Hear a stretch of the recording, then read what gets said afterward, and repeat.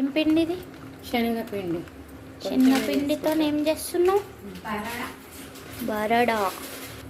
ఉప్పు, పసుపు, కారం, మెంతులు, జీలకర్ర, ధనియాలు ఇట్లా మిక్సీ వేసుకోవాలి. ఇట్లా మాడిపోయిన గిన్నెలో నూనె వేసుకోవాలి. నేను అదండి ఆయిల్ కొంచెం ఎక్కువనే పడుతుంది ఇట్లా.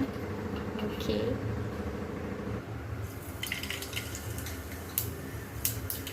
ఆవాలు, జీలకర్ర వేసి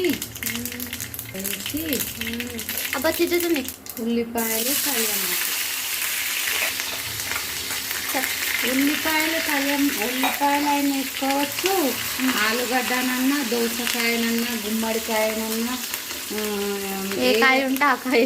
వెజిటేబుల్ అంటే బీరకాయలు లాంటివి కావు, గుమ్మడికాయలు ఇట్లా వేసుకొని చేసుకోవచ్చు. ఓకే. వేగిన తర్వాత వాటర్ వేయాలి కొంచెం.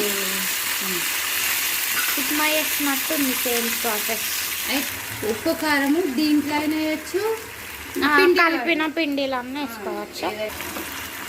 ఇప్పుడు ఇవి మసిలిన తర్వాత సన్న మంట పైన పిండి వేసేసి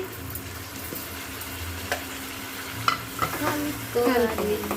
అయితే పొడి పొడి కావాలంటే కొంచెం వాటర్ వేయాలి, కొంచెం ముద్దలాగా గట్టిగా ఇట్లా కావాలంటే కొంచెం ఎక్కువ వాటర్ వేయాలి.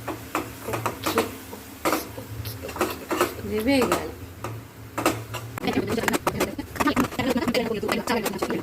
మధ్యలో ఇట్లా కలుపుతూ ఉండాలి. పిండి మంచిగా వేగిన తర్వాత తీసేసుకోవాలి. అంతేనా? కలపకపోతే ఏమవుతుంది?